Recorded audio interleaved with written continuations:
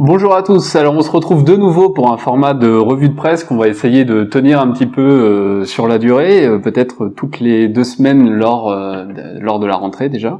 Un format que j'ai eu l'occasion de pratiquer déjà à plusieurs reprises, que ceux qui suivent la chaîne ont déjà vu et puis qu'on a quitté, qu'on a repris, etc. Donc on va essayer de se remettre là-dedans puisque c'est quelque chose qui vous intéresse. Aujourd'hui donc je serai accompagné d'Arthur. Juste avant cela, juste avant de démarrer, puisqu'on va consacrer cette revue de presse aux élections présidentielles de 2022 qui viennent de se clôturer. Juste avant ça, un petit point par rapport à un post sur la chaîne que j'ai pu faire il y a quelques jours de cela, à propos de mon état de santé. Bon voilà, sans entrer dans les détails, effectivement, il y a eu quelques problèmes pénibles de santé qui sont encore à corriger, plus un accident par-dessus qui m'a laissé quelques séquelles. Donc dans les jours, les semaines à venir, nous n'aurions pas l'occasion de reprendre ce format-là de manière régulière, ni les vidéos de manière régulière. On a tâché de faire en sorte effectivement que le point soit fait sur ces élections, et c'est ce que nous allons essayer de faire aujourd'hui. Mais par la suite, eh bien, nous reprendrons plus activement cela, j'espère, dès juin et surtout dès septembre. Voilà. Donc nous allons pouvoir passer à cet entretien d'actualité et je rends la parole donc à Arthur. Merci Loïc. D'abord pour commencer, comme tu l'as dit, sur les élections présidentielles. Lors des élections de 2017, on avait déjà observé le score très faible du PS, donc avec la candidature de Benoît Hamon. Cette année, on a observé un résultat tout aussi faible d'Anne Hidalgo, qui représentait encore une fois le Parti Socialiste. Et cette fois, on a aussi le score très bas réalisé par Valérie Pécresse, donc inférieur à 5%. Est-ce que pour toi, en fait, on assiste aujourd'hui à la fin des deux blocs politiques qui étaient jusqu'à maintenant l'UMP, puis les Républicains, et le bloc constitué autour du Parti Socialiste, et également en fait des tendances qu'on peut qualifier de droite et de gauche? Alors en effet, effectivement, on en a beaucoup parlé et je crois que cette élection, en l'occurrence, entérine définitivement la fin des deux blocs partitaires qui étaient le Parti Socialiste et l'UMP, devenus les Républicains. D'ailleurs, même, on le voit bien dans la population et chez les plus jeunes, c'est même des choses qui parlent désormais assez peu, alors que ce sont les deux grands partis qui, si on peut dire, ont régné de manière bipartitaire durant toute la cinquième République. Donc pourquoi est-ce qu'ils ont disparu? Et là on voit bien, effectivement, encore une fois en 2017, François Fillon avait un petit peu tenu la barre, on va dire, puisqu'il était le troisième homme, aujourd'hui remplacé par Mélenchon, si l'on peut dire. Et alors que là, Valérie Pécresse, tu l'as dit, s'effondre complètement, en dessous de 5%, donc elle ne rembourse même pas ses frais de campagne. On a vu son pitoyable appel aux dons. Les Républicains ne peuvent pas faire face à ces dépenses. Je suis endetté personnellement à hauteur de 5 millions d'euros. C'est pour cela que je lance ce matin un appel national aux dons à tous ceux qui m'ont apporté leur suffrage, mais aussi à tous ceux qui ont préféré hier le vote utile. Et enfin, à tous les Français qui sont attachés au pluralisme politique et à la liberté d'expression. J'ai besoin de votre aide, d'urgence, d'ici le 15 mai, pour boucler le financement de cette campagne. Et puis Anne Hidalgo, on revient même pas dessus. Donc et tout ça s'est fondu en réalité à l'intérieur même du bloc bourgeois libéral, représenté par En Marche, et on voit bien qu'en fait ils ont réussi à syncrétiser et à produire finalement un syncrétisme entre une droite affairiste, libérale, qui avait déjà depuis longtemps complètement court-circuité, disons, une forme de droite gaulliste, puisque on voit encore effectivement Valérie Pécresse qui se prétendait gaulliste social. Alors bon, on va pas y revenir, ça vaut franchement pas la peine. Enfin bon, il y avait pas grand-chose de social et pas grand-chose de gaulliste chez Valérie Pécresse, et finalement, bien qu'elle ait eu d'ailleurs une grande peine à démontrer le contraire, et bien finalement un programme dans la continuité de celui d'Emmanuel Macron. Donc, eh bien, ni les électeurs, ni d'ailleurs les membres de son parti ne s'y sont trompés, puisqu'ils ont majoritairement rejoint Emmanuel Macron. Donc voilà, on a une droite affairiste avec, pareil, on a vu le Parti Socialiste se déchirer complètement, avec des membres qui ont mis du temps, mais ont rejoint on va dire la France insoumise, et puis surtout une droite Valls. On a vu que ce cher Valls était au premier rang lors de l'investiture d'Emmanuel Macron, alors qu'il n'avait même pas été invité. Bon bah voilà, on a la jonction Macron-Valls, Valls qui avait signé un livre, je l'ai déjà souligné à plusieurs reprises il y a quelques années, dans lequel il expliquait qu'il fallait plus se dire socialiste pour enfin être de gauche. Bon bah voilà, au moins les choses sont claires, et on voit bien effectivement que d'un point de vue électoral, le bloc bourgeois, et lui, on va y revenir tout à l'heure sur ces questions de bloc, mais là effectivement le bloc bourgeois, et parce que les élections sont la manière majoritaire par lequel le bloc bourgeois s'exprime, puisqu'elles sont faites pour lui en réalité aussi, eh bien a trouvé une voie, une issue très claire, c'est En Marche, c'est la figure d'Emmanuel Macron, et donc on voit complètement disparaître effectivement ces deux blocs qui étaient l'UMP et le PS.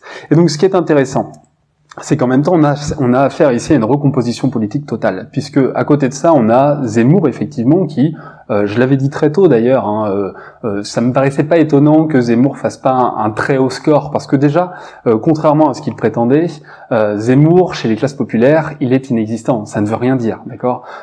Pour vivre en campagne profonde en France, le nom d'Éric Zemmour, plus encore le visage d'Éric Zemmour, ça veut pas dire grand-chose en réalité. C'était encore un polémiste à la limite très éloigné, voire inconnu, alors que le nom de Le Pen était lui encore très significatif. Donc finalement, voilà, il n'y a pas eu l'essor et l'explosion Zemmour tant attendu, quand bien même effectivement, et là-dessus il a eu raison de le souligner, il a été le seul avec Jean-Luc Mélenchon à véritablement faire campagne. C'est une des rares choses qu'on peut le reconnaître effectivement. Bon, en tout cas voilà, on a une droite qui est en train de se reconstituer, avec le bloc aussi Marion Le Pen évidemment, qui est une droite nationale libérale en réalité, d'accord. C'est-à-dire dans cette contradiction-là, un petit bloc national libéral. Pourquoi dans la contradiction? J'ai souvent souligné en parlant d'Éric Zemmour, mais effectivement parce qu'il demeure dans une logique libérale. Rappelons encore une fois que Éric Zemmour, dans son dernier livre qu'il a fait paraître lors de la campagne, explique qu'il faut être dans un libéralisme du 19e, etc. Donc c'est-à-dire finalement le pire du libéralisme, et surtout celui auquel il serait impossible de revenir. On a déjà fait ces démonstrations-là, mais qui surtout, se prétendant national, nationaliste, etc., en même temps propose une doctrine économique qui est complètement contraire à l'idée de nation. Et là où l'État-nation à l'heure actuelle est un frein justement aux dérégulations produites par la mondialisation, et bien il se propose une doctrine économique qui reste tout à fait dans la continuité de celle-ci. Donc finalement c'est la même chose qu'on a vu outre-Atlantique avec un Trump, etc. Bon, à côté de ça, puisqu'on essaie de passer un petit peu en revue ce qui s'est passé et ce qu'on peut en tirer, on a évidemment un PCF sur lequel je me suis déjà pas mal attardé lors de la vidéo d'entre-deux tours, un PCF qui caracole avec 2,5% et qui pourtant fait encore la mine grise cette semaine au moment où nous enregistrons, nous sommes le 2 mai, pour faire une alliance concertée ou non avec l'Union populaire de Mélenchon. Alors je dis pas qu'il faut, on va y venir, qu'il faut se rallier, etc. à Mélenchon. Je note juste effectivement qu'ils arrivent encore à faire les fines bouches alors qu'ils ne représentent plus rien. Bon, un PCF qui est complètement en décomposition, qui est en réalité inexistant, qui s'accapare malheureusement le signifiant, le terme communiste, alors même qu'en réalité il est complètement vidé de sa substance. Ça fait des années qu'on le dit. Il y a eu effectivement certains militants ont cru un temps à un sursaut possible en interne au sein du PCF avec Roussel. Je l'ai signifié à plusieurs reprises dans mes interventions, je l'ai dit encore dans la vidéo d'entre-deux tours, ceci est un leurre total, et j'invite vraiment nos camarades à se défaire complètement de cette idée d'après laquelle il pourrait y avoir un renouveau interne au PCF. Regardez ce que fait Joe Biden aux États-Unis. C'est incroyable. Lui, il va investir 6 000 milliards d'euros en l'espace de quelques années pour relancer la consommation, pour rendre les rèches gratuites, investir dans les hôpitaux, les écoles, et tout cela, il va le financer en augmentant les impôts des plus riches, du capital. Alors, dire j'ai l'impression qu'il a pris sa carte au Parti communiste français, je ne vais pas aller jusque-là. Bon. Et donc on en vient quand même à Le Pen, à Mélenchon. On va en discuter un petit peu plus, mais pour terminer, puisqu'effectivement on a là en tête de ces élections Emmanuel Macron, suivi de Marine Le Pen, puis de Jean-Luc Mélenchon. Le Pen qui finalement, sur une ligne ni réellement souveraine, ni réellement sociale, finalement a servi, comme d'habitude, le rôle qui était le sien. Et d'ailleurs, plusieurs, même à droite, encore une fois, je voyais cette semaine plusieurs interventions des intellectuels, d'une mouvance plutôt droitière, etc., signaler enfin, et le dire eux-mêmes, et ils l'ont dit d'ailleurs durant le quinquennat d'Emmanuel Macron entre 2017 et 2022, montrer que finalement elle était plutôt un paravent pour leurs intérêts propres qu'autre chose, et finalement elle complète le rôle que j'avais déjà signifié dans le Nouveau Fascisme, mon livre, c'est-à-dire le rôle de Goldstein, vous savez, ce personnage dans 1984 d'Orwell, qui sert à faire très peur, à inquiéter, donc à maintenir la foule, c'est-à-dire qu'on a encore eu une énième fois le théâtre antifasciste permettant la réélection d'Emmanuel Macron, et finalement Le Pen est toujours aussi productif pour ça, avec finalement un plafond de verre qui est très peu, qui peine à être éclaté. Bon, on va rediscuter un petit peu de tout ça aussi. Et puis, Jean-Luc Mélenchon, effectivement, troisième homme avec un score qui finalement est le plus élevé depuis des années avec le Front de gauche, la France Insoumise, etc. Mais qui finalement parvient difficilement, quoi qu'il arrive, à rassembler. Donc, ce qui est intéressant, on va essayer d'aller plus loin sur ça, mais effectivement, tu le signalais, c'est que premier temps, il y a bien une fusion du bloc bourgeois, donc il n'y a plus d'illusions sur un PS qui serait socialiste, etc., et sur un pseudo-gaullisme au sein des Républicains, tout ça est terminé, rallié complètement au néolibéralisme, rallié complètement à En Marche et Emmanuel Macron, et donc finalement au service du grand capital. Et puis de l'autre, encore une fois, on voit bien que les lignes de fracture et la grille de lecture ne peuvent plus se faire, encore une fois, sous un prisme de droite et de gauche, mais qu'en réalité, c'est beaucoup plus complexe que ça, et que nous avons des nationaux libéraux, nous avons effectivement des gens qui sont pour des politiques souveraines et sociales et qui sont plus que peu entendus à l'heure actuelle, et puis nous avons effectivement des gens qui sont pour les politiques sociales, mais qui demeurent très européistes, je pense à des Roussel, et même à une bonne part de l'Union populaire, des écologistes, etc., et que donc il faut complètement revoir notre grille de lecture, ce que je n'ai de cesse de faire au travers de mes travaux depuis des années, et au travers de ces vidéos. Tu as évoqué plusieurs fois une logique de bloc, donc qui s'est affirmée justement durant le premier tour et le second tour des élections présidentielles. On a l'impression, en fait, justement en regardant les résultats, qu'on a trois grands blocs qui se seraient dégagés justement de cette élection. Beaucoup de commentateurs s'accordent pour le signaler et pour le mettre en avant. Toi, qu'est-ce que tu penses de ça? Alors, pareil. A priori, effectivement, on pourrait se dire, au moins, c'est plus clair, c'est plus franc. Une grande impression d'ordre, en fait, c'est-à-dire qu'on a vu apparaître trois pôles qui avaient une structure sociodémographique et géographique assez simple. Donc le vote Macron, le vote Le Pen, le vote Mélenchon. Et ce que je pressens, c'est une réorganisation stable de la sociologie politique française. Si on regarde la composition des électorats, pour parler en détail, moi j'ai plutôt l'impression de voir une France assez unitaire qui se réorganise selon des critères de classe et d'éducation.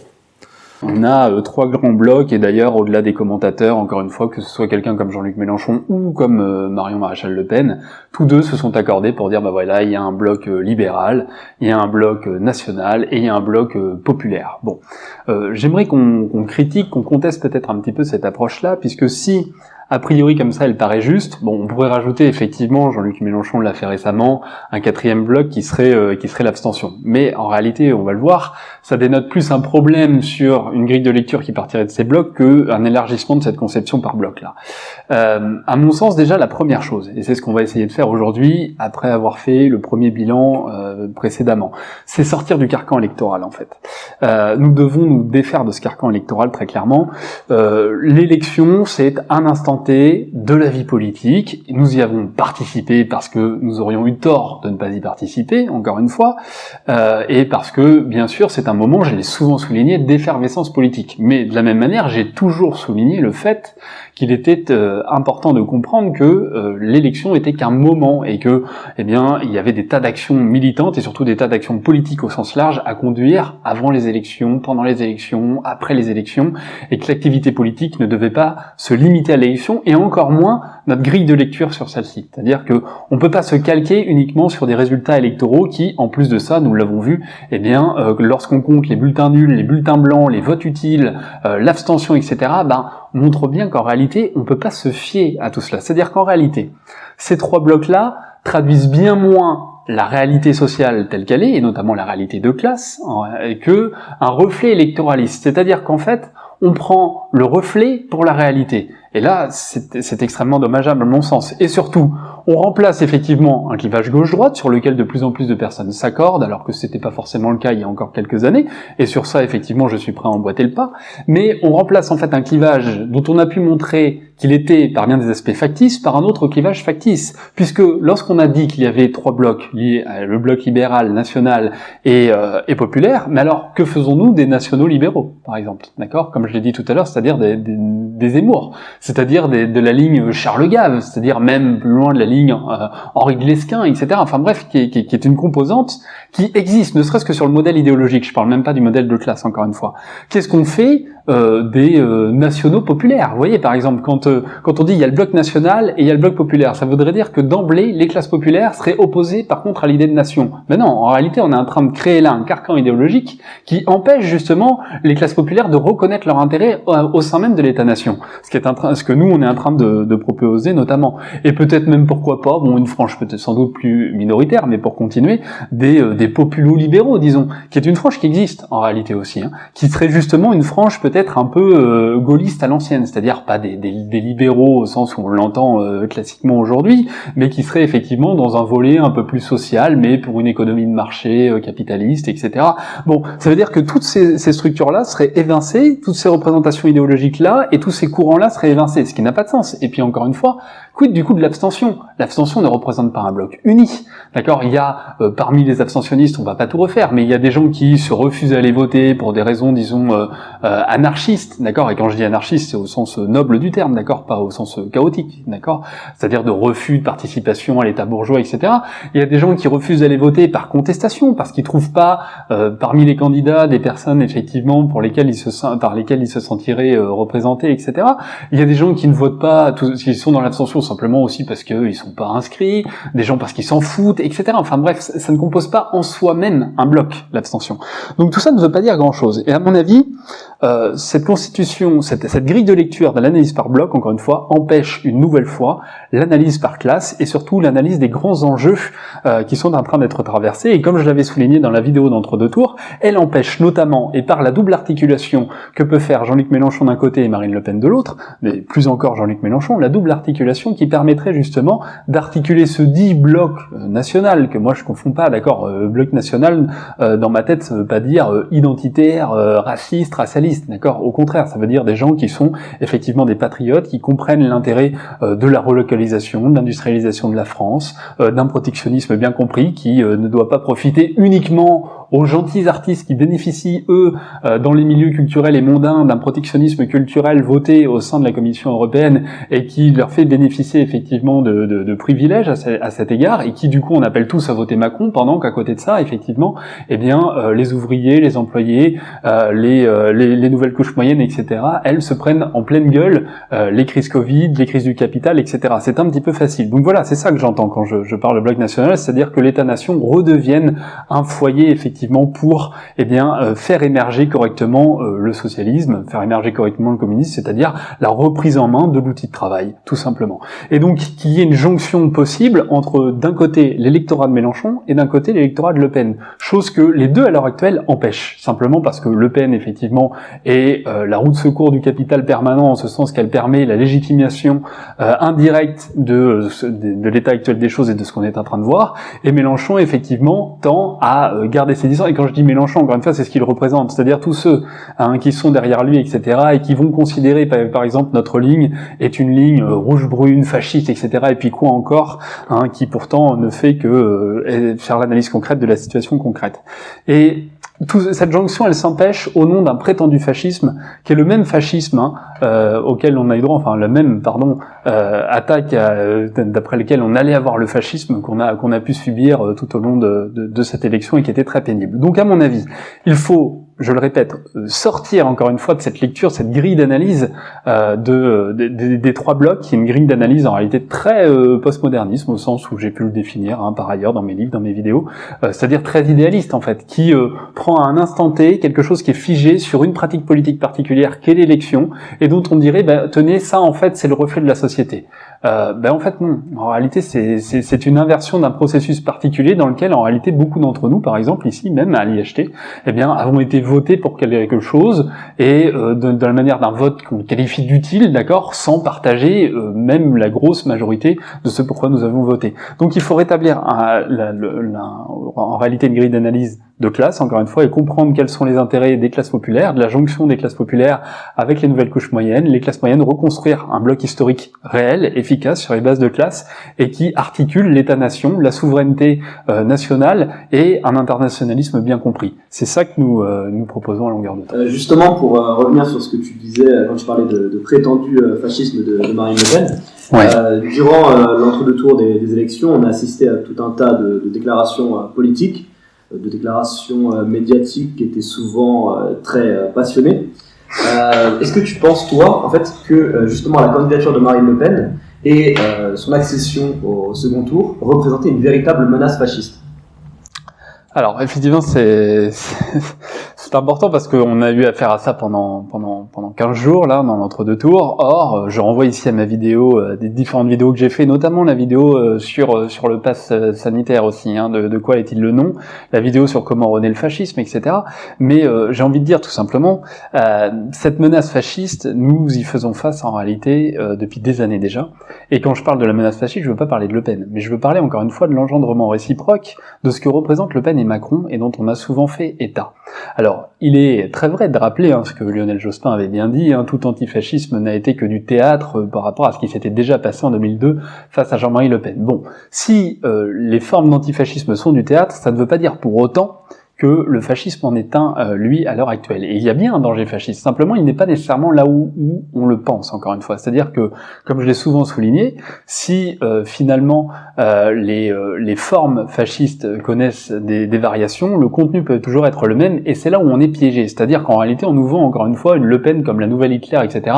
On a vu des dessins là même de l'ancien du Monde, là, le dessinateur du Monde, j'ai perdu son nom, mais bref, où on avait déjà l'Élysée avec des croix gammées, etc. Enfin bon, du grand n'importe quoi. Là, effectivement, on est dans le théâtre. Donc, alors qu'en réalité, l'erreur, c'est de croire que le fascisme se cristalliserait en une personne qui serait Le Pen, et qu'à partir du moment où on aurait évacué la personne Le Pen, alors il n'y aurait plus aucune menace fasciste. Et donc, c'est ne pas voir en réalité les conditions dans lesquelles non seulement le quinquennat Macron, mais les dernières années de politique néolibérale et d'instruments de propagande qui ont été mis en place s'apparentent en réalité à une nouvelle forme du fascisme dont le contenu est le même, et ce contenu, c'est la sauvegarde du mode de production capitaliste. Le fascisme, c'est toujours la roue de secours du capitalisme, mais encore une fois, le fascisme n'est pas nécessairement et toujours un racialisme, et en tout cas, il est une politique de discrimination envers certains individus, une discrimination de classe, discrimination aussi sous couvert de politique dite sanitaire, etc., et j'en passe.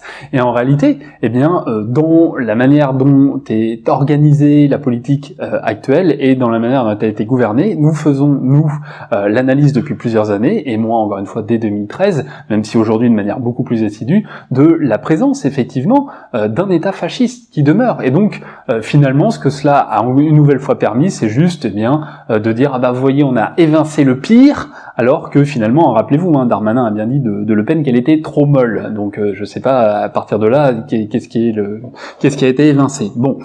Je vais revenir un petit peu sur la question du fascisme. Avant ça, qu'on ne s'y méprenne pas, maintenant.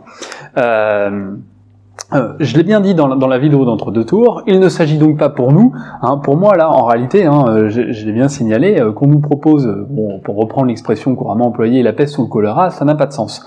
Que des camarades, y compris chez nous, et des camarades autour qui souhaiteraient nous rejoindre, aient choisi Le Pen, eh bien, très bien, d'accord, c'est pas pour nous un motif qui devrait faire en sorte que vous devriez être ostracisé, bien au contraire, il y a des raisons légitimes de le faire. Maintenant, il y avait des raisons peut-être légitimes, encore une fois, de faire le tout sauf Macron, et donc pour certains, de voter Le Pen contre Macron. C'est une autre chose maintenant de voter Le Pen en prétendant que Le Pen avait un discours social, etc. Là, c'est vraiment, à mon avis, s'y méprendre.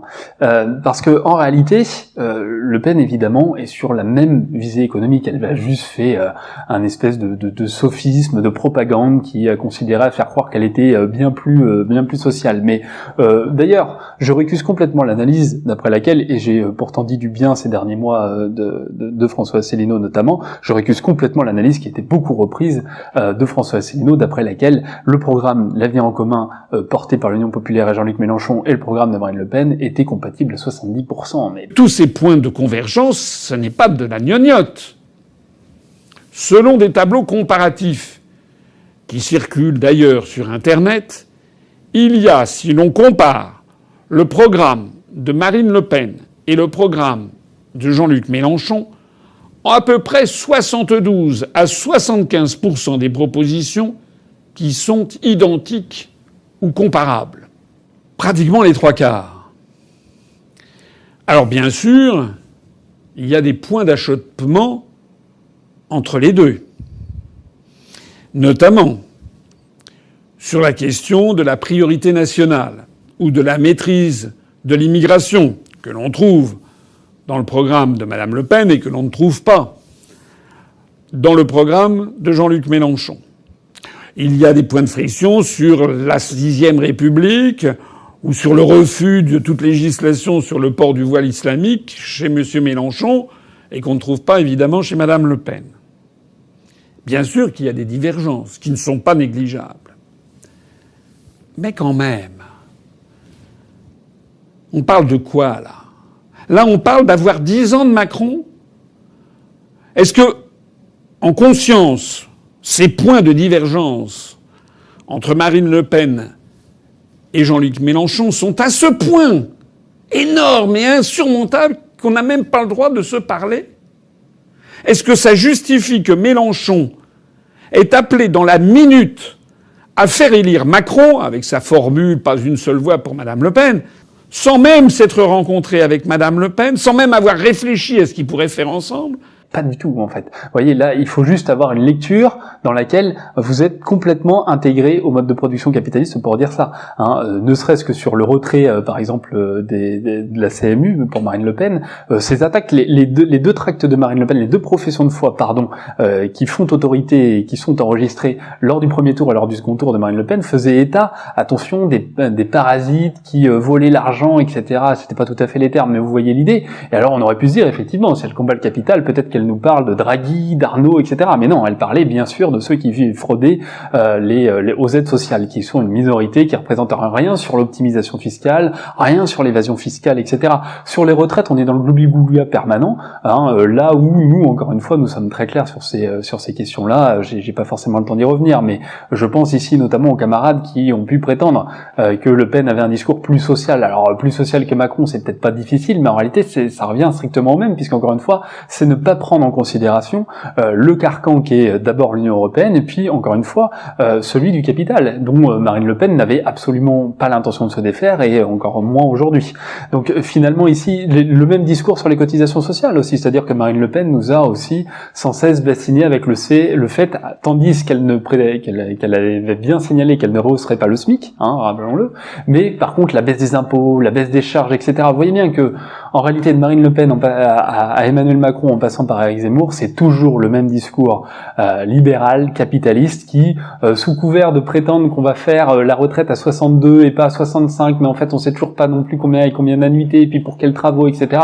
En fait, on est dans le gloubi-boulga permanent, et il est un petit peu désolant, à mon sens, de croire qu'il y a une quelconque politique sociale et un fond social là-dedans, quand en réalité, eh bien, on est dans le même genre de marasme avec des promesses électorales qui seront de toute façon pas tenues. Alors, effectivement, bon voilà, à titre individuel, je l'avais signalé, je me suis abstenu parce que je pense encore une fois que le combat ne doit pas se limiter à cela. Maintenant, qu'il y ait des camarades même d'ailleurs qui aient voté Emmanuel Macron, nul n'est parfait et beaucoup s'en sont mordus les doigts lors du premier quinquennat. Nous n'allons pas leur jeter la pierre, nous ne sommes pas dans le puritanisme et l'ostracisme permanent politique, au contraire nous pensons qu'il faut avancer, se former, etc. et qu'il y ait eu des bonnes raisons pour certains, et je l'avais déjà signalé aussi, pour vivre dans le plus que périurbain, dans le fin fond de la campagne, etc. Dans un village d'ailleurs, et dans des villages aux alentours où Marine Le Pen est d'ailleurs arrivée en tête, eh bien finalement je peux comprendre la colère, et notre but à nous n'est pas de dire oh ben ça n'existe pas ou c'est des fachos, etc. Ces gens-là ne sont pas des fachos. Ces gens-là sont des gens qui, encore une fois, vivent sans poste, vivent sans hôpitaux, vivent sans école, vivent sans moyens de transport, enfin bref, sans rien en réalité, et dans l'oubli le plus total, à l'exception près effectivement des quelques milieux agricoles, notamment les viticulteurs, etc., qui eux effectivement vivent un petit peu mieux en raison du produit qu'ils produisent, quand bien même les marges qui sont faites dessus d'ailleurs ne leur sont pas toujours favorables, mais en réalité, eh bien voilà, vous avez une précarisation, une paupérisation et une population qui est complètement inconnue et délaissée et qui donc n'a plus d'autre repère que de celui de voter Le Pen. Maintenant voilà, est-ce que Le Pen est fasciste? Encore une fois, le fascisme, je vous renvoie à mes vidéos sur comment renaît le fascisme, parce que je pourrais pas tout refaire ici. Mais encore une fois, le fascisme, c'est un processus. C'est une dynamique historique particulière, une dynamique de sauvegarde du capitalisme en crise, qui, dès lors qu'il est en crise, s'appuie notamment sur une petite bourgeoisie et sur le sous-prolétariat et certaines masses, etc., désabusées, justement, pour maintenir le mode de production actuel, quitte à faire quelques concessions un temps, notamment cette histoire de retraite, notamment en prétendant baisser les impôts, etc., mais qui, en réalité, pérennise le mode de production capitaliste et se refuse définitivement à être en rupture avec lui. Ça, on est déjà en train de le vivre, on va continuer à le vivre, on est déjà dans un processus fasciste, qu'on le veuille ou non, et il n'y a que ceux qui ferment les yeux qui ne s'en rendent pas compte, et ce processus-là ne se cristallise pas en une personne, c'est pas un individu le fascisme, d'accord? Encore une fois, on est dans la psychologisation historique à deux balles, qui laisserait entendre qu'en réalité, le national-socialisme, ça n'a été que Hitler, et que sans Hitler, il n'y aurait pas eu de national-socialisme. Alors que le national, là, vous voyez, ce sont des lectures idiotes, des lectures non historiques, psychologiques, infantilisantes, qui méconnaissent en réalité les facteurs économiques, historiques, sociaux, de classe, les rapports de force politiques internes, notamment contre, pendant tout un temps en Allemagne, contre les spartakistes, contre la possibilité effectivement qu'émerge un mouvement communiste, etc. Souvenez-vous, Ford qui finance Hitler, il faut lire le qui finance Hitler, le plutôt Hitler que le Front populaire, etc. C'est-à-dire que finalement, on orchestre, on est organisé, notamment par le capital, eh bien la mise en place du fascisme comme forme autoritaire du pouvoir, à même de pérenniser l'état actuel des choses, alors que ça devrait céder. Et ça devrait céder, on l'a vu durant tout le quinquennat Macron. Simplement, maintenant, ce qui manque, c'est la formation, l'organisation nécessaire, et surtout la formation, encore une fois, pour s'éviter les grilles de lecture à deux balles, comme celle des 3 blocs, dont on a parlé précédemment. Parce que si on reste dans ce genre de grille de lecture-là, on est dépourvu de moyens, on sait plus avec qui faire alliance, on nous interdit de parler avec un tel parce qu'il serait de droite, on nous interdit de parler avec un tel parce qu'il aurait voté pour Le Pen, et donc ce serait un immonde facho, etc. On est bloqué dans le clivage gauche-droite. Autant de choses qu'il nous faut complètement éclater aujourd'hui pour revenir à des fondamentaux, notamment des fondamentaux de classe, voir quels sont nos intérêts et voir quels combats nous devons mener, parce que on a peut-être évacué Le Pen, mais on n'a pas évacué le fascisme. Tu as parlé du fascisme comme d'un processus, comme de quelque chose qui s'est développé sur plusieurs années.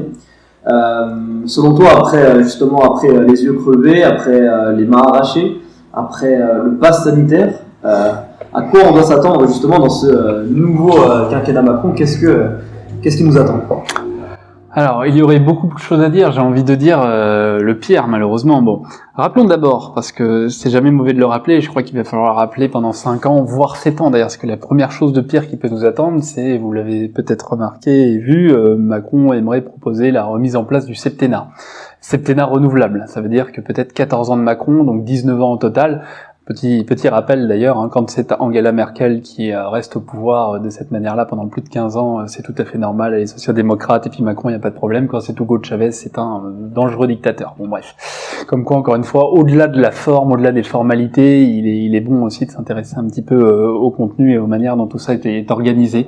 Et dans une forme, justement, puisqu'on est dans notre sujet, de fascisme latent qui ne dit pas son nom et qui, sous couvert de lutter contre, en réalité, l'incarne pleinement. Bon, première chose à rappeler, donc Macron, on l'a vu, au second tour, donc c'est-à-dire avec toute la menace, oh là là, va y avoir Le Pen, etc., n'a été élu, en comptabilisant les abstentions, encore une fois, les votes nuls, les votes blancs, les non-inscrits, etc., qu'avec 38% des voix. D'accord. C'est-à-dire que si finalement on regarde avec combien de pourcentage de la population il a été élu, ne serait-ce qu'au premier tour, c'est-à-dire des gens qui, en bonne partie, votaient pour Macron, et malgré tout, à l'intérieur même de cela, plusieurs études d'opinion ont été faites qui montraient que déjà certains votaient Macron par peur de Le Pen, donc c'est dire. En réalité, il a été élu pour quasiment personne, encore une fois, par des retraités friqués, par la classe des 1%, etc. Et puis aussi beaucoup de gens complètement perdus politiquement. Hein. On a vu les micro-trottoirs nombreux qui ont pu être faits lors de la sortie des meetings d'Emmanuel Macron, où finalement les gens vous disent « Oh bah parce que c'est le meilleur, oh bah parce qu'il est jeune, etc. » Il est humain, il est dynamique, il est intelligent, il est cultivé, il est proche du peuple, quoi qu'on dise. La réforme des retraites, il faut le faire. Il a quand même l'expérience. Il a un bagou, etc., qu'on aime ou qu'on l'aime pas. Bon, bah, si vous voulez, moi je pense que il va repasser. Les autres font pas le poids. Vous l'avez soutenu en 2017 ? Oui, parce que c'est la jeunesse. Je sais qu'il a un passif intéressant aussi, parce qu'il a travaillé pour les banquiers, dans le milieu de la finance, quoi, je veux dire. Donc c'est intéressant, quoi. Il connaît son sujet, quoi. Après, il gère un pays, on va dire. Oui, enfin, à mon avis. Hein. Entre être à la banque et gérer un pays, il y a quand même une grosse... Ouais, mais un pays, c'est une banque, à la base. C'est un pays capitaliste. On est dans une société capitaliste, oui. Voilà. Mais on aimerait en sortir. En tout cas, il y a beaucoup de candidats qui proposent d'en sortir. Oui, tout le monde ne veut pas en sortir. Mais... Ouais, non, je suis d'accord avec vous, mais après, le projet pour la société, c'est quoi? Quand il n'y a pas de capital. C'est vrai. Vous allez rémunérer les gens comment? Non, mais ceux qui travaillent pas, ceux qui travaillent, etc. Oui. Tout ce qui est social, on va dire aussi. Ah, ouais, social. Ça peut être évident. Vous voyez, en fait, quand on dit que c'est au sein de l'abstention que se trouvent les gens dépolitisés, en réalité, les électeurs de Macron sont de loin les gens les plus dépolitisés qui soient, et qui n'y comprennent rien. Donc voilà, en réalité, il est élu par ces personnes-là qui souvent sont assis sur un capital ou un héritage suffisamment conséquent, un patrimoine assez intéressant, et qui du coup ne se posent pas trop de questions et élisent le gentil gentleman blond. Rappelons aussi que dès le lendemain de l'élection d'Emmanuel Macron, Bruno Le Maire, très fièrement, a su dire que peut-être que pour la réforme des retraites, ils emploieraient le 49.3. Et dès le lendemain, alors qu'il parlait, là aussi, bon, les promesses, n'importe qu'à ceux qui les écoutent, mais alors qu'il parlait d'union, d'écouter la France insoumise, etc. D'ailleurs, il faut souligner la manière honnêtement scandaleuse. Vous voyez, là, on est dans le théâtre, avec laquelle Clémentine Autain, le soir du premier tour, des résultats du premier tour le 10 avril, s'est adressé à Jordan Bardella tout en faisant des courbettes, hein, vous voyez là on entérine un clivage qui n'a pas lieu d'être, tout en faisant des courbettes finalement aux représentants, à Gabriel Attal, aux représentants de la République En Marche, etc. Vous voyez, ces gens-là finalement trouvent toujours très vite de quel côté se ranger. Ça nécessite quand même de se poser des questions, parce que c'est pas parce que Marine Le Pen est une ennemie que Emmanuel Macron devient moins pire ou un allié à avoir, etc. Ça nécessite quand même qu'on se pose la question. Hein. Bon, bref, Bruno Le Maire, voilà, d'emblée nous dit 49.3 pour la réforme des retraites dès cet été, etc. Rappelons encore une fois qu'une des composantes décisives du fascisme, c'est une manipulation massive des masses pour qu'elles adhèrent justement au gouvernement, parce que il faut le rappeler, la philosophie politique moderne, ça veut dire depuis au moins le XVe siècle, nous a montré que aucun gouvernement ne peut se stabiliser s'il n'a pas un soutien, même par la manipulation bien sûr, même du fait de la fausse conscience, s'il n'a pas un minimum de soutien des masses, d'accord ? C'est impossible, c'est très difficile. Donc il faut une manipulation de masse orchestrée, médiatique, une propagande importante, etc., à laquelle on a eu affaire encore cette fois, pour légitimer ce gouvernement-là, et surtout, pourquoi faire? Pour renforcer sans cesse le pouvoir exécutif. Et Macron n'a fait qu'une chose, c'est renforcer maximum le pouvoir exécutif. C'est-à-dire que nous l'avons vu pendant 5 ans, il n'a fait que dicter au Parlement, à l'Assemblée, les lois qui devaient être mises en place. À peine réélu avec 3 fois rien et sous couvert de la menace fasciste, eh bien finalement on parle déjà de 49.3. C'est-à-dire que vous avez un pouvoir exécutif qui, rappelons-le, puisque là aussi on voit bien avec les élections législatives, les gens peinent à comprendre les institutions simplement parce qu'elles leur sont mal enseignées. On pourrait se poser la question de savoir pourquoi elles leur sont mal enseignées. Je me rappelle de souvent dire à mes élèves que au sein même de la Ve République, il était très étonnant de voir dans les schémas que vous avez en éducation civique, etc. Toujours le président en haut. Alors qu'encore une fois, un pouvoir d'exécutant, c'est d'exécuter. Quand vous êtes au sein d'une entreprise, au sein d'une usine, un exécutant, c'est que c'est pas vous qui prenez les décisions normalement. Là, on replace toujours le pouvoir exécutif à la tête, alors que ça devrait être normalement l'Assemblée. Alors bon, on sait ce qu'il en est. Les législatives suivant les présidentielles, souvent le président ayant une majorité, ben finalement, il conduit la politique qu'il veut. Mais c'est là un problème justement, institutionnel sur lequel on ne va pas revenir. Macron avait été élu avec 43% des suffrages, tout compris encore une fois en 2017. Maintenant 38%, ça ne cesse de baisser et ça c'est plutôt bon signe. Mais ce qu'il faut dire, c'est qu'encore une fois, évidemment, le pays va être de toute façon, quoi qu'il arrive, ingouvernable, c'est sûr. Quand bien même la République en marche aurait, aux législatives prochaines du mois de juin, une majorité, eh bien, si Emmanuel Macron, encore une fois, a été élu légalement, il est en tout cas, aux yeux de la majorité des Français, complètement illégitime. Et ça, il est important de l'avoir en tête. Ça veut dire que non, vous n'êtes pas en querelle face à votre voisin qui a voté Le Pen, etc., puisque tous les deux, vous trouvez Macron illégitime, et au-delà de Macron, vous trouvez un système, un mode de production, des processus politiques en cours complètement illégitimes.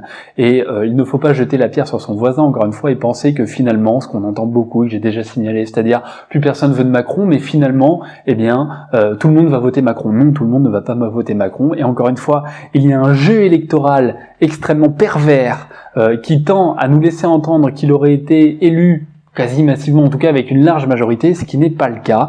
Et encore une fois, par un ensemble de biais qu'on a déjà évoqués aujourd'hui, et qui tendent justement à nous faire avoir des fausses représentations. La réalité, c'est que Macron est légalement élu par un système électoral qui promeut ce genre d'élection, mais qu'il est totalement illégitime, encore une fois. Donc, c'est important de l'avoir en tête. Et surtout qu'il est d'autant plus illégitime que, à la manière de Biden, encore une fois aussi, il a été élu sans aucun programme en réalité, dans la continuité perverse de la politique néolibérale qui est la sienne, puisque désormais il peut l'extrême centre, que j'ai souvent qualifié ainsi, à la suite notamment de l'extrême centre, c'est-à-dire, vous voyez cette nébuleuse politique héritière de Vichy, c'est-à-dire d'une politique dite de modération qui en fait conduit toujours au pire, qui se présente comme la plus modérée, la plus rationnelle face aux problématiques actuelles, etc., qui prétend combattre des extrêmes, quand les extrêmes étaient, souvenez-vous, les terroristes étaient les résistants, étaient la France libre, etc. Bon ben là on est dans une même dynamique, c'est-à-dire sous couvert de modération, en réalité, est en train d'installer petit à petit justement les politiques autoritaires, les politiques fascistes que nous sommes en train de voir depuis déjà plusieurs années, et tout cela sans un autre programme justement que la continuité et la pérennisation de ce qui est profondément légitime et de ce que nous récusons, parce que leur seul moyen d'être élus, c'est en disant « je suis contre Trump ». Je suis contre Le Pen, etc. Ils ont des propositions d'anti, ils n'ont pas des propositions réelles pour autre chose. Et donc là, eh bien, Macron va pouvoir se donner à cœur joie et continuer en réalité ce que nous avons connu depuis des décennies, avant même Macron, mais que Macron n'a fait qu'intensifier, qu'amplifier, avec en plus, effectivement, derrière Macron, le cyborg qu'il est. C'est-à-dire, j'avais dit très tôt que ce qui ferait réélire Emmanuel Macron parmi la bourgeoisie, et la bourgeoisie ne s'est pas trompée, elle ne s'est pas tournée vers Zemmour, elle ne s'est pas tournée vers Pécresse, de la même manière que la bourgeoisie patriote, ça n'existe pas, comme je l'ai souvent souligné, notamment dans ma conférence à Génération Brexit, où j'avais signalé qu'une alliance avec la bourgeoisie patriote, ça voulait rien dire, parce que la bourgeoisie patriote, et c'est là qu'encore une fois, on voit à quel point la patrie est un attachement des classes populaires. La bourgeoisie, elle, ce qu'elle recherche, c'est la maximisation du profit, elle parle plus anglais que français, elle considère les pays comme des hôtels. C'est là que je voulais ajouter, je crois qu'il est très important d'admettre, et en tout cas c'est moi ce que je défends beaucoup, mais c'est pas le sujet de ce livre, c'est que un pays c'est un hôtel. Ah bon ? C'est un endroit qui doit être capable d'accueillir les investissements, les chercheurs, les innovateurs. Elle voyage partout, elle n'a rien à branler de la patrie en réalité, la bourgeoisie. Donc la bourgeoisie patriote, ça n'existe pas. Bref, eh bien, tout cela se sont directement rangés vers Macron, parce que Macron est le cyborg prêt à éborgner, écorcher des mains, tirer sur les classes populaires sans aucun problème. Pourquoi aller chercher ailleurs ? Pourquoi aller chercher Pécresse ? D'accord ? Ça n'a aucun sens en réalité, alors que vous avez là Macron. Et donc, À la suite de quoi, sans doute, on va avoir effectivement, vous voyez, les élections et l'Ukraine ayant complètement évincé le covidisme, eh bien, déjà, depuis plusieurs jours, on voit le retour d'une 7e vague. Alors, on ne sait plus avec la combienième dose, la 5e, la 6e, la 7e, etc. Et toute la politique sanitaire qui a permis déjà toute une ingénierie sociale qui fait qu'on a été habitué à être enfermé, contrôlé, etc. Tout ça a été complètement évincé comme si ça n'avait pas existé, comme si cela était tout à fait normal et si ça avait été produit partout. Ce qui n'est pas le cas. Et je rappelle qu'encore une fois, les politiques sanitaires auxquelles nous avons pu assister, nous autres, notamment à l'automne dernier, en 2021, ont été des politiques sanitaires qui ont été reproduites que dans 2 dictatures dans le reste du monde et non en Chine, contrairement à ce qu'on nous dit.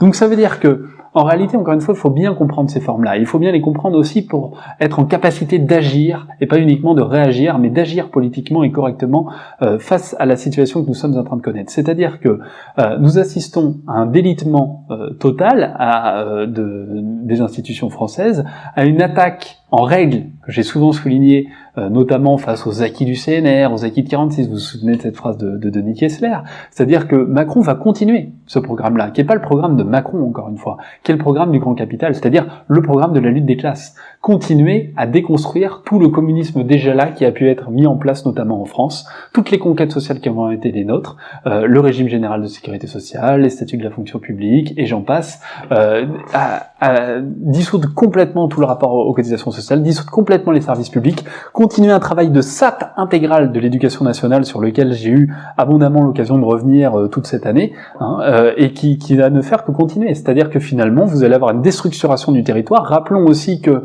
dans la politique girondine de Macron, c'est-à-dire la politique de destruction de la République, nous sommes là effectivement, nous assistons à un fédéralisme, à un euro-régionalisme, à un européisme en réalité qui ne cache pas son nom, qui là aussi est transnational et anti-français par définition, et qui cherche justement à déconstruire complètement la République en détruisant le maillage républicain, en donnant plus de pouvoir aux régions, en détruisant un bac national, donc en détruisant les concours de la fonction publique aussi, en détruisant donc ce statut-là, etc. Et donc en faisant en sorte que finalement il y ait de plus en plus d'indépendance au niveau local et une destruction de l'État républicain tel qu'il était constitué, tout en maintenant au niveau national un pouvoir exécutif fort qui soit le pouvoir en réalité des appareils répressifs. C'est-à-dire qu'en fait vous allez malgré vous subir l'euro-régionalisation, subir le fédéralisme européen, subir l'européisme, subir tout ce que cela nous en coûte, c'est-à-dire encore une fois l'absence concrète au quotidien de travail, de revalorisation des salaires, les politiques de la Commission européenne, donc c'est-à-dire la retraite à terme à 67 ans et la destruction des services publics, tout en finalement subissant quand même au niveau national et peut-être au niveau européen, j'en ai aussi souvent parlé, notamment par l'intermédiaire de la politique de défense, l'appareil répressif d'État qui continue seulement à se présenter sous son côté qui est le plus belliqueux et le plus dangereux pour les classes populaires, c'est-à-dire effectivement celui qui viendra vous péter la gueule si vous contestez, tout simplement. Donc, je pense que c'est à ça qu'on peut s'attendre et c'est la raison pour laquelle l'heure n'est pas à l'alarme, à chouiner, à pleurer, à se lamenter, etc., mais plus que jamais au combat, au militantisme, à être en capacité de tenir la dragée haute justement à la classe dominante et à ses représentants au sein du gouvernement, et non pas à la désolation, à la dépression. C'est la raison pour laquelle, encore une fois, je l'appelle et je réitère le fait que quand vous nous rejoignez notamment à l'IHT, vous trouvez autre chose que des réponses théoriques aussi, c'est-à-dire que vous trouvez aussi un moyen par là même de mieux comprendre qu'est-ce qui a pu vous mettre dans cette phase de dépression, d'incompréhension. Beaucoup de personnes à l'heure actuelle se sentent désocialisés, incompris, parfois même par leur entourage le plus proche, parfois même au sein de leur couple. D'accord, on a vu beaucoup de gens déchirés par des histoires politiques à l'heure actuelle, par une incompréhension face à la situation qui était en train de se passer. Ces réponses, elles existent, et les moyens surtout d'agir, elles existent aussi, parce qu'il n'y a rien de pire que d'être dans des positions d'inhibition, dans lesquelles on a l'impression, dont on pourrait se dire pendant 5, 7 ans, 14 ans, j'en sais rien, dont on pourrait se dire, finalement, personne voulait de Macron, mais il a été réélu, donc tout le monde le veut. Donc en fait, moi, je me retrouve tout seul à ne pas vouloir de Macron, à ronchonner, à être triste, à subir, etc. Encaisser les coups, c'est bien, ça montre que vous êtes en capacité effectivement de mener le combat. Maintenant, il va falloir être en capacité de donner des coups aussi. C'est la raison pour laquelle, nos bras vous sont grands ouverts. Là, nous sortons des élections présidentielles. Bientôt, nous aurons de nouvelles élections en juin. les élections législatives, que certains commentateurs nomment déjà en fait le 3e tour des élections présidentielles. Donc, selon toi, quelle position en fait il s'agit d'adopter vis-à-vis de ces élections, et quelle position adopter vis-à-vis en fait de l'Union populaire qui est montré comme justement un candidat important justement à ces élections législatives. Ouais, alors là aussi, ça a effectivement animé pas mal de débats autour de nous, en interne, etc. Donc, je pense qu'il est important d'y revenir. Sur ce 3e tour, d'abord. Bon, ça a le mérite au moins de remonter un peu le moral des troupes, j'ai envie de dire, pour certains, et par ailleurs aussi de relégitimer un petit peu ces élections législatives dont on parlait tout à l'heure, et qui sont normalement le lieu au sein duquel, en élisant les députés et donc nos représentants au Parlement, au sein de la Ve République, vous élisez les personnes qui vont pouvoir, formuler et voter les lois là où le président est en charge de l'exécution de ces lois. Chose qui est trop souvent oubliée. Donc effectivement, élire son député, ça peut prendre la forme d'une stratégie telle qu'elle est proposée à l'heure actuelle par Jean-Luc Mélenchon, c'est-à-dire élire un maximum de députés de l'Union populaire afin que peut-être Jean-Luc Mélenchon soit Premier ministre et qu'alors il puisse appliquer en tant que Premier ministre et dans un gouvernement de cohabitation le programme de l'avenir en commun. Bon. Au-delà de la sympathie pour la proposition, encore une fois, je crois qu'il faut être réaliste. Je n'invite pas nos camarades à ne pas voter pour les candidats de l'Union populaire s'ils le souhaitent, bien au contraire. Toutefois, maintenant, il faut être assez réaliste. On sait le taux d'abstention phénoménal qui est présent lors des élections législatives, et surtout, là encore une fois, je vais pas y revenir forcément maintenant, on aura peut-être l'occasion justement lorsqu'on fera le point sur ces élections, mais sur les magouilles politiciennes qui sont faites, et auxquelles notamment, ce sera peut-être pas le cas cette fois, mais le PCF a su lui aussi participer, notamment avec le PS, lors de chaque élection locale, régionale, qu'elle soit cantonale, départementale, législative, etc., et qui conduisent finalement à faire barrage et à faire obstacle, y compris à des candidats de la France insoumise. Bon, il est quand même assez peu probable, soyons réalistes, que la majorité du Parlement soit une majorité insoumise. Bon. J'y reviendrai peut-être un peu plus tard, mais en plus de ça, la question, elle se pose pour nous, est-ce que ce serait nécessairement souhaitable, en plus d'avoir certains des cadres de la France insoumise députés? Est-ce qu'il est plus préférable, encore une fois, d'avoir certains députés insoumis, je préfère citer des listes entières que des personnes individuelles, mais bon, voilà, formellement, est-ce qu'il est plus souhaitable d'avoir parfois certains députés insoumis, pas forcément au clair sur certaines questions, plutôt que des députés sans étiquette, mais qui ne lâcheront rien qui n'ont rien lâché sur la question des gilets jaunes, sur la question du pass sanitaire, sur la question de politique économique et de souveraineté. Bon, on est quand même en droit de se poser la question. Bon, ça c'est la première chose. Maintenant, je l'ai plusieurs fois signalé, encore une fois, voilà, les élections se sont passées, elles sont passées telles qu'elles se sont passées, les élections présidentielles sont celles qui mobilisent de toute façon, on le sait, le plus l'électorat, donc il n'y a pas d'illusion à se faire sur la suite dans l'immédiat au niveau électoral à mon avis, donc sortons de ce putain de carcan électoral tout simplement, et encore une fois je le répète, ça veut pas dire qu'il faut dire les élections c'est nul, ça sert à rien, c'est un piège à con. Nous sommes dans un lignage léniniste que j'ai souvent souligné, ça veut dire que quand les élections ont lieu, il faut y aller, il faut jouer le jeu, il faut essayer effectivement de jouer la carte qui est à jouer, mais une fois que on l'a pas emporté, il s'agit pas de rester scotché là-dessus, et sortir aussi du populisme, du populisme au sens là encore déjà critiqué par Lénine, c'est-à-dire que les analyses que nous faisons sont des analyses de classe, ce sont pas des analyses populistes, c'est-à-dire le populisme très clairement c'est des analyses entre les riches et les pauvres, qui sont d'une absence totale en réalité de réactualisation de la lutte des classes, c'est-à-dire que on va considérer effectivement qu'un petit patron de PME fait partie donc du patronat et donc de la bourgeoisie, etc., et qu'une nouvelle couche moyenne, etc., elle aussi un manager, etc., parce qu'il a un revenu plus supérieur à celui du SMIC, participe des riches, et que donc on ne participerait pas du même groupe. Tout ça est faux, c'est une lecture de classe archi faussée, totalement archaïque, et que nous dépassons depuis des années.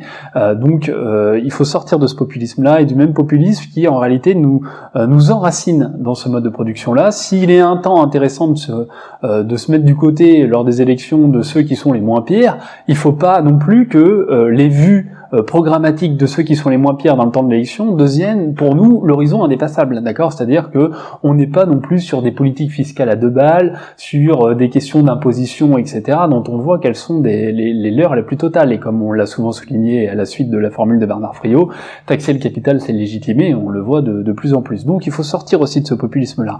Alors il est vrai, en 2017, j'avais apporté un soutien critique, très critique, à l'égard de Jean-Luc Mélenchon. En 2022, nous ne l'avons pas réitéré, et même si, voilà, nous ne devons pas nous en cacher, il est vrai qu'en interne, plusieurs de nos camarades ont participé, ou en tout cas ont voté plutôt pour l'Union populaire, moi le premier. Ce soutien était encore une fois un soutien dans un instant T, à un moment donné, et un soutien très critique, notamment sur les questions, encore une fois, de souveraineté, mais aussi sur un ensemble de questions sociales, et qui pour nous composaient un certain nombre de manques. Et puis, de l'autre côté, un certain nombre de questions sur lesquelles, eh bien, notamment dites sociétales, sur lesquelles nous avions de profonds désaccords. Alors, il y a des avancées théorico-stratégiques au sein de l'Union populaire, c'est vrai, mais nous ne nous sentons pas affaiblis par ces avancées stratégiques, puisque au contraire, eh bien, nous avons nous aussi une vision stratégique qui n'est pas du tout celle qui peut parfois nous être prêtée. Et d'ailleurs, la 3e année des cours du Pacte Faucon s'intéresse justement aux différents groupes politiques, et pour ceux qui se questionnent, eh bien, je les y renvoie, c'est-à-dire nos différences avec des groupuscules staliniens, notamment des groupuscules trotskistes, des situationnistes, etc. Et nos objectifs stratégiques ne sont pas les mêmes, et je crois que nous n'avons pas à rougir sur la manière dont nous sommes en train de construire les choses. Simplement, effectivement, il faut du temps, et nous n'avons pas non plus les mêmes fonds, tout simplement. Mais à côté de ça, eh bien, l'Union populaire, nous l'avons dit, la grille de lecture demeure une grille de lecture assez post-marxiste, celle des 3 blocs que j'ai abondamment critiqué là, et qui se heurte aussi d'un point de vue du militantisme à quelque chose que l'on a bien vu, c'est-à-dire à la césure de la ville et de la campagne, qui sont le reflet de la lutte des classes. Je rappelle que Marx et Engels insistent beaucoup sur le fait que la césure ville-campagne est très liée justement à la manière dont fonctionne le mode de production capitaliste. Or, pour l'heure, et bien qu'ils disent le contraire, eh bien, on voit bien qu'il y a une césure, qui était la ligne Coquerel, tout simplement, au sein de la France insoumise et de l'Union populaire, qui risque de s'aggraver très fortement avec une union avec les écologistes, puisque j'ai souvent, là aussi, souligné depuis des années le fait que les écologistes, et notamment Europe Écologie Les Verts,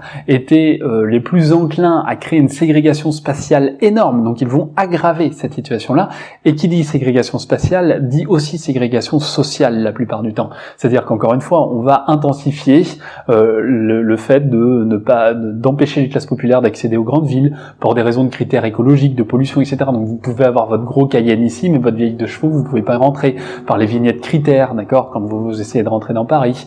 On va maximiser le rapport au transport et interdire le diesel, etc. Alors qu'encore une fois, quand vous êtes à la campagne comme moi, en fait, vous ne pouvez rien faire, même aller chercher une baguette de pain, même aller à la poste ou à l'hôpital, même aller à l'école, sans voiture, c'est impossible. C'est strictement impossible. C'est plusieurs kilomètres, voire plusieurs dizaines de kilomètres.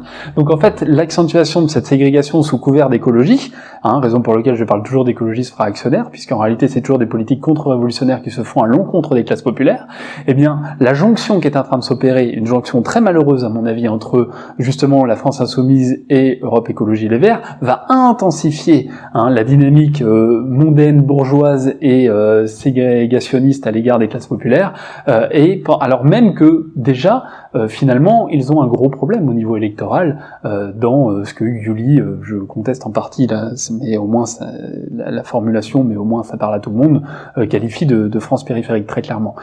Par ailleurs aussi, j'avais dit, pour moi, Mélenchon était le dernier rempart au postmodernisme, en ce sens que après lui, finalement, pas le déluge, mais en tout cas une forme probablement effectivement de gauche dont on tend à se défaire catégoriquement.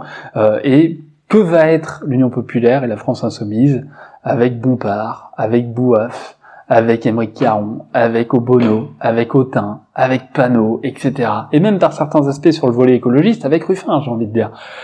Enfin voilà, il n'y a pas qu'un homme derrière, surtout dans des positions qui serait celle de recomposition et non pas d'exercice du pouvoir. C'est-à-dire qu'il va falloir composer avec tous ces cadres-là et qu'on sait très bien qu'à partir du moment où Mélenchon aura sauté, ce sera terminé.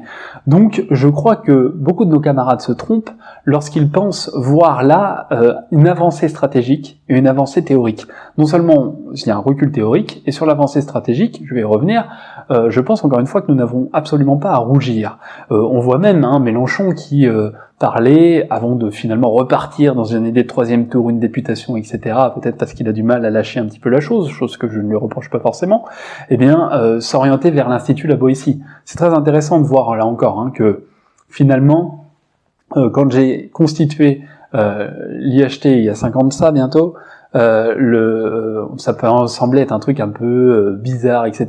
Et finalement, vous avez l'Institut des Libertés, l'Institut Montaigne, l'Institut La Boétie, des écoles comme celle de Marion Maréchal Le Pen, l'Institut Apollon, tout ça qui se sont constitués après. On voit bien en réalité que l'exercice métapolitique est en train de se faire de cette manière-là, refonder des écoles de cadres, repenser une dynamique effectivement d'organisation, etc. Donc quand on nous dit qu'ils sont plus avancés, alors qu'en réalité ils font tout ça bien après nous. La seule différence, encore une fois, c'est que nous n'avons pas les mêmes financements. Alors si tout cela vous intéresse, rejoignez-nous, aidez-nous, faites des dons, etc. Vous pouvez aussi, en tant que sympathisant, simplement, trouver des moyens d'appui, etc. si vous ne souhaitez pas adhérer. Mais en réalité, la différence, c'est ça. Institut La Boétie, on ne fait pas de politique avec de l'amour et de l'eau fraîche, d'accord ? L'Institut La Boétie, c'est un capital à l'heure actuelle d'1,5 million d'euros, et probablement beaucoup plus si demain Mélenchon en prenait la tête. Bon, ben voilà, la réalité, en fait, elle est là. C'est que les sommes nécessaires pour faire de la politique, c'est pas 100 balles, 200 balles, 300 balles, etc. C'est bien plus, d'accord ? Parce qu'il faut pouvoir faire face à tout ça et pouvoir organiser sa propagande, tout simplement. Et donc finalement, je pense que l'Union populaire, comme je l'ai déjà signalé d'ailleurs au cours de cet entretien, l'Union populaire comme Le Pen sont en train de faire écran en réalité, c'est-à-dire l'idée d'après laquelle il y aura un bloc national et un bloc populaire en incapacité de se parler, sont en train de faire écran la seule possibilité qu'il y a de faire face au seul bloc réellement existant, qui est le bloc bourgeois. En réalité, on est en train de se fourvoyer, à mon avis, là-dedans. Et on reste dans la même absurdité déjà dénoncée par Marx, absurdité redénoncée par Lénine, d'union des gauches, en réalité. Encore une fois, l'union de la gauche, ça ne veut rien dire. À aucun moment dans l'histoire du mouvement ouvrier, l'union de la gauche ne signifie quoi que ce soit. Quelle est l'union de la gauche quand celle-ci laisse mourir, puisqu'il est beaucoup question de l'Ukraine, quand cette prétendue gauche social-démocrate laisse mourir à Odessa en 2014 les militants communistes et les syndicalistes. Quelle est cette union de la gauche quand finalement c'est le programme commun avec Mitterrand qui trahit complètement le Parti communiste? Où est cette union de la gauche quand finalement il y a les accords Bloom-Burns et tant d'autres qui vont permettre effectivement la mainmise des États-Unis sur la France à l'opposé de la politique anti-impérialiste du Parti communiste? Où est cette gauche lorsque, avec Thiers, elle tire sur la commune? Où est cette gauche quand elle assassine, l'union de cette gauche, pardon, quand les sociodémocrates assassinent Rosa Luxembourg, etc., etc. Vous voyez bien, ça n'a aucun sens en réalité. Et comme la grille de lecture est mauvaise, eh bien la pratique est tout aussi mauvaise, et en réalité, elle conduit à des naufrages politiques et à un nihilisme politique qui fait qu'on se sent complètement dépressif, complètement déstabilisé, qu'on a l'impression de ne plus avoir les moyens d'agir, etc. Juste parce qu'il faudrait bien parler aux gentils gens de gauche, mais pour moi, encore une fois, j'ai pas forcément Marine Le Pen n'a pas forcément mes faveurs, mais Yannick Jadot et Sandrine Rousseau, pas davantage, encore une fois. C'est pas là, pour moi, ce sont des ennemis, et je vois pas pourquoi récuser un serait forcément favoriser l'autre, bien au contraire. Et tout cela empêche de penser des lignes de fracture politique et des lignes de positionnement politique qui vont nous permettre véritablement d'avancer, et qui vont nous permettre d'avancer justement, comme je l'ai souvent signalé, mais je vais peut-être détailler ça un petit peu plus tard, sur une ligne beaucoup plus souveraine, beaucoup plus sociale, qui aujourd'hui est totalement absent des radars, puisqu'on ne peut pas dire que l'Union populaire à l'heure actuelle soit sur une politique réellement souveraine, encore une fois.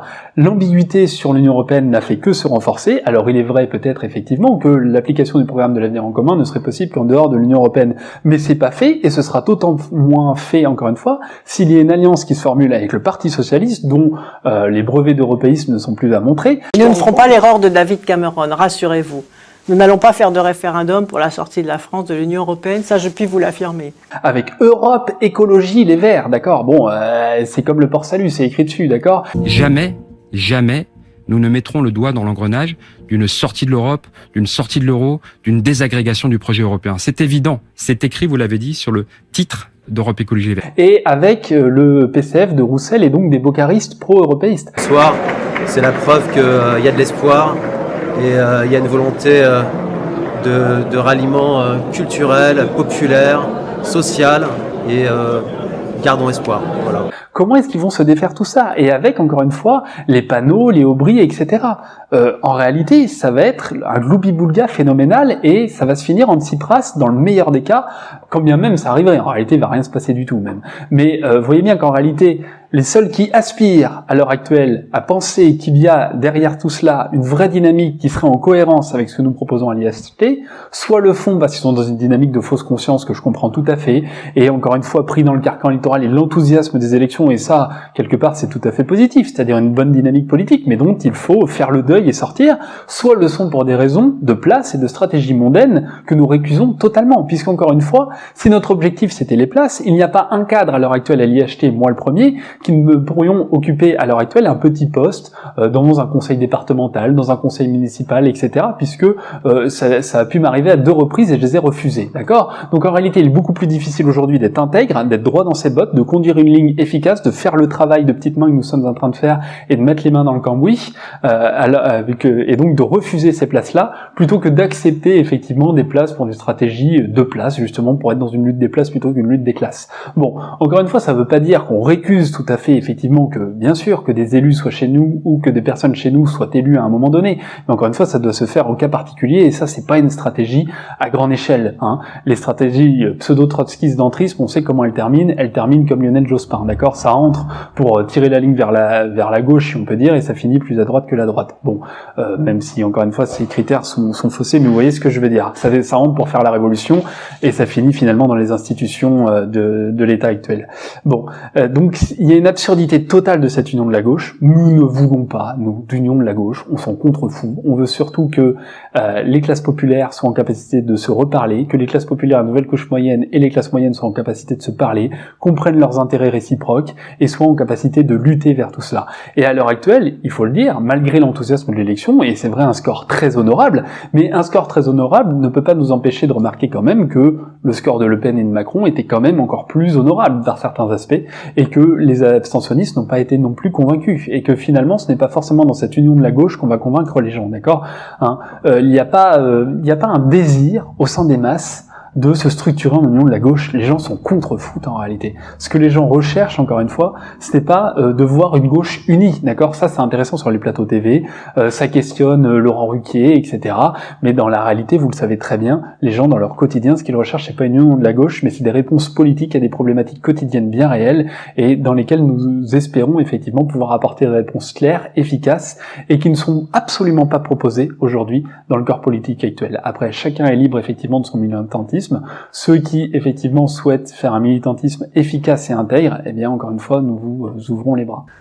Pour conclure, et par rapport à tout ce que tu viens de dire, après cette période électorale et pour les années à venir, quelle stratégie pour l'IHT, que faire? Alors effectivement, on y revient toujours, et plus que jamais, notamment dans cette période qui est en proie, je dirais, à la confusion, de par justement cet enthousiasme, hein, encore une fois, et ces divergences qu'on a pu connaître.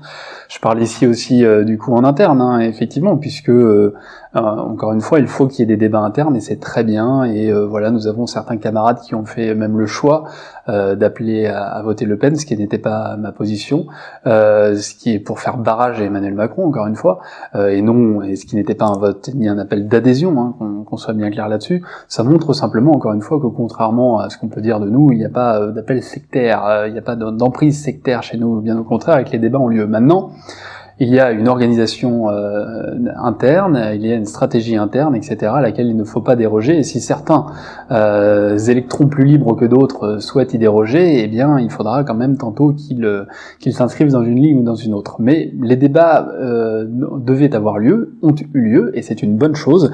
Maintenant, je crois aussi que une autre idée à laquelle il faut tordre le cou, c'est qu'il ne faut pas rêver en un énième CNR chimérique, en ce sens que j'ai beaucoup vu des commentateurs, des analystes qui ont dit « ouais, c'est dommage », encore une fois, c'est pourquoi j'ai insisté là-dessus aujourd'hui, c'est dommage, Mélenchon et Le Pen auraient pu refaire le CNR, etc., l'alliance Le Pen-Mélenchon. C'est pourquoi je distingue bien une pratique, une stratégie politique d'alliance de ces électorats à l'heure actuelle qui sont tendance à bouger, plutôt qu'une alliance politicienne entre Le Pen et Mélenchon. C'est deux choses très différentes, encore une fois, d'accord ? Ça, c'est complètement farfelu, ça n'a pas de sens, ça n'arrivera pas, et justement, l'un l'autre orchestre tout pour que jamais ça ne puisse arriver. Et leur existence même conditionne le fait que, d'un point de vue de classe, ça ne puisse pas arriver. Donc je pense qu'il faut d'abord récuser cette idée un peu d'après laquelle on est passé à côté de ce CNR, ou ça pourrait être fait, etc.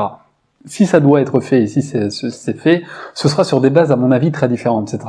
C'est-à-dire sur des bases non pas le-penistes, mais justement sur des bases de souveraineté réelle, et notamment de souveraineté nationale, ce que Le Pen ne représente pas, et sur des bases de souveraineté nationale et sociale, ce que Mélenchon, par bien des aspects, effectivement, s'il a pu incarner en partie, le fait insuffisamment, à mon avis, et je vais y revenir.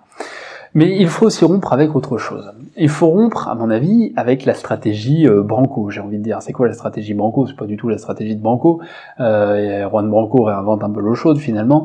C'est-à-dire la prise du palais d'hiver, le grand soir, on prend les armes, on défend dans la rue, on gueule, etc. Et on va destituer Macron. Bon, tout ça, je l'ai suffisamment souligné et dit à plusieurs reprises. Là encore, une fois, dans la 3e année du Pacte Faucon, après avoir établi les différentes stratégies dans les différents groupes communistes et politiques et les différentes tactiques, etc. Je reviens abondamment là-dessus aussi. Qu'est-ce que ça veut dire ? Du coup, ça veut dire rompre, voilà, avec cette idée de demain on va prendre les armes et puis on va destituer le pouvoir, et etc. Bon, ça, dans n'importe quel État moderne, c'est un non-sens, d'accord ? C'est un non-sens parce que ça sous-entend qu'on pourrait se passer d'abord du fait d'être comme porté au pouvoir, pas sans être légitimé en amont par les masses, d'accord ? Ce qui n'a aucun sens en réalité. Si demain on est 4 gugus à prendre le pouvoir et à dire bah voilà nous avons le pouvoir, bah il va rien se passer en réalité.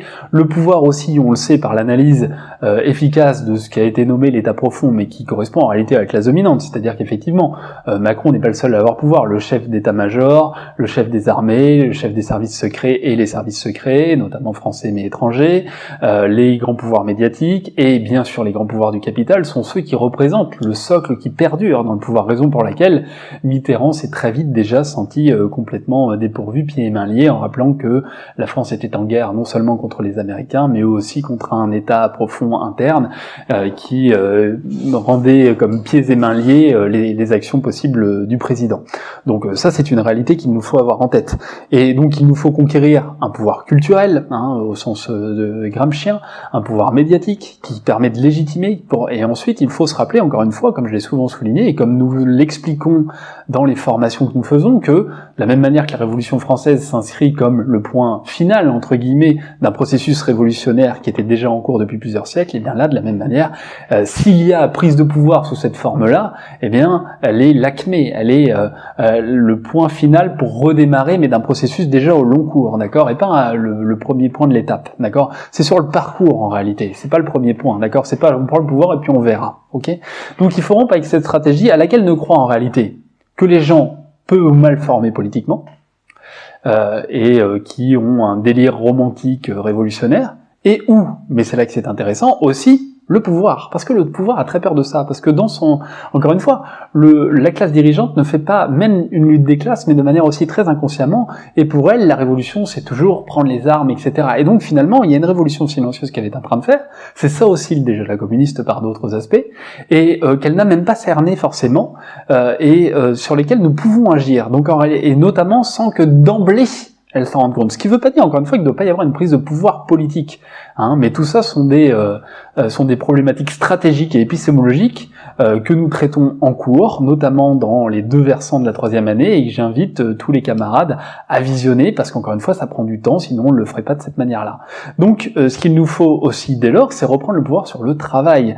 Et quand je dis articuler une vraie politique souveraine et sociale, qu'est-ce que ça veut dire ? J'ai souvent dit, c'est-à-dire une souveraineté nationale, c'est-à-dire effectivement il faudra la conquérir, la reconquérir si possible par une prise de pouvoir politique, mais en amont encore une fois, il peut y avoir une prise de pouvoir souveraine et sociale sur le lieu de travail, sur l'organisation des camarades, sur l'implantation, et c'est là que une jonction entre les nouvelles couches moyennes et les classes populaires est décisive, c'est-à-dire que sur le lieu de travail, reprise de l'outil de travail orchestrer des grèves, notamment en évinçant la fausse conscience à laquelle participent beaucoup de cadres qui encadrent justement la production à l'heure actuelle, et être en capacité effectivement de mobiliser directement sur le lieu de travail pour reprendre possession de l'outil de travail, organiser, comme je l'ai souvent souligné là aussi en cours, mais en vidéo, des grèves qui ne soient plus des grèves d'arrêt de la production, mais de production continue, mais avec d'autres réseaux de distribution, etc.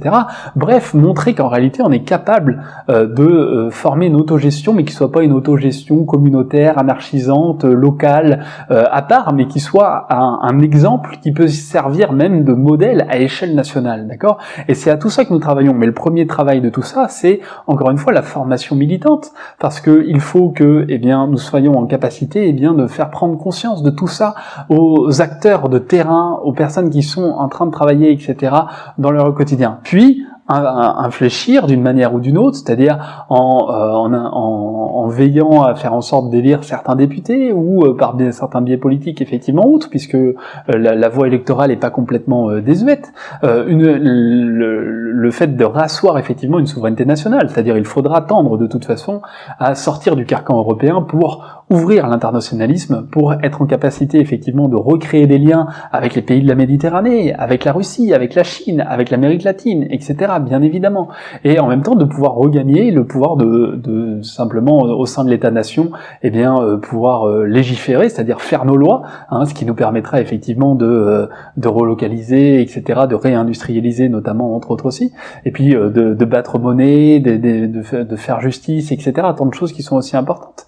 Et puis réellement social, c'est-à-dire sortir, comme je disais tout à l'heure, d'une logique populiste à laquelle finalement aujourd'hui on est attaché simplement et pour la bonne raison que rien d'autre nous est proposé. Mais en réalité, ce que nous proposons est simplement aujourd'hui marginal et peu entendu parce que nous avons les moyens de le faire entendre. Mais si demain nous faisons entendre ce que sont les cotisations sociales, que taxer le capital c'est le légitime et qu'en réalité on peut se passer du capital, etc., si nous avons les outils et les moyens de propagande de le faire entendre et de le faire comprendre, ce ne sera pas plus difficile pour les classes populaires de l'entendre que de dire qu'il faut taxer un tel ou tel autre. Encore une fois, il faut intégrer ce discours-là.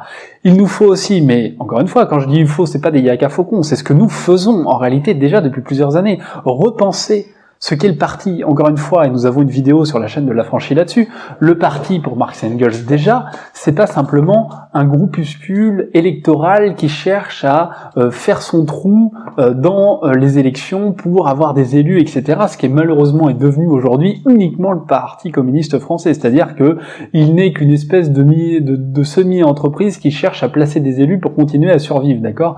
Bon, il est dans un coma artificiel, il est grand temps qu'il soit débranché et qu'on passe à autre chose. Bon, le parti, ce n'est pas ça. Chez nous, l'IHT est pensé comme un organe métapolitique de formation, d'action, d'activité, les sections locales, nos cadres au niveau local de plus en plus ont montré l'intérêt justement qu'il y avait à ces actions locales aussi, comme le lieu aussi de formation de cadres, le lieu d'accueil, etc., mais avec un penchant aussi d'organes de presse qui est l'Affranchi, et puis des penchants qui petit à petit vont venir, des antennes si vous voulez, qui peuvent venir se greffer petit à petit pour conduire effectivement à certains moments, mais sur du plus long terme, peut-être de l'organisation d'élections ou non, ou des actions politiques tierces qui nécessiteraient un mouvement organisé différemment, etc. Tout ça, eh bien, c'est ce que nous pensons depuis des années, c'est ce que nous appuyons à l'appui justement d'une théorie et d'une pratique politique qui nous vient entre autres effectivement de Lénine, mais pas que. Et encore une fois, il y a toute une réactualisation, tout comme ceux qui souscrivent au cours de première année et ont l'impression que c'est pas très actualisé, parce qu'il faut du temps long, c'est le principe de la pédagogie. Nous partons du principe que ceux qui nous rejoignent, eh bien, n'ont pas acquis ces bases-là. Donc nous partons des bases pour montrer toute l'actualisation que nous faites.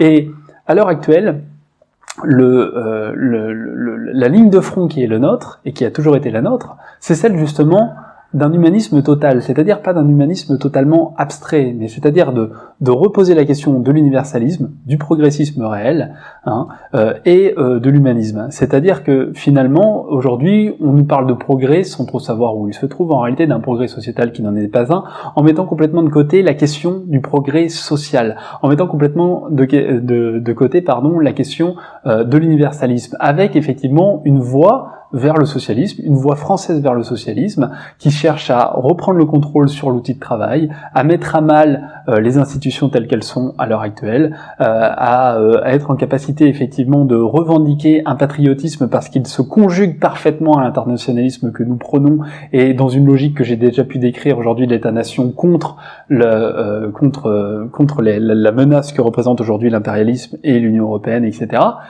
Et c'est tout cela que nous sommes en train de porter à l'heure actuelle. L'Union européenne qui, j'entendais Emmanuel Todd dire, là aussi, qui réinvente une énième fois la roue, l'Union européenne c'est la guerre. Ça fait 10 ans que nous sommes en train de le dire. Ça fait 10 ans que je le dis. Ça fait 10 ans que des gens comme même Asselineau et au Parti communiste d'antan, etc. Cela a toujours été dit et entendu. Bon, Emmanuel Todd a découvert la lutte des classes il y a 5 ans. Il vient de découvrir le féminisme antagoniste cette année. Il découvre effectivement que l'Union européenne c'est le lieu de la guerre. Je dis pas qu'il découvre pas le problème de l'Union européenne et de l'euro, ça il l'avait déjà dit. Mais oui, effectivement, c'est le lieu de la guerre et pas que depuis l'Ukraine. Ce serait oublier les Balkans et puis ce serait surtout oublier, encore une fois, la politique de défense de l'Union européenne qui n'est que l'avers du revers qui est l'OTAN et qui conduit les guerres impérialistes dans la totalité du monde et qui nous emmène dans les guerres que nous connaissons actuellement et notamment en Ukraine. Donc aujourd'hui, il y a une unité de classe du peuple français qui peut être réalisée, que le jeu politique, je l'ai signalé, je crois, à plusieurs reprises aujourd'hui, empêche de se mettre en place. Et donc, nos manières de lutter dans l'immédiateté, c'est de se former et de mener la lutte maintenant, à partir des acquis et de l'héritage qui sont les nôtres. Et c'est ce que je vous invite à faire en nous rejoignant.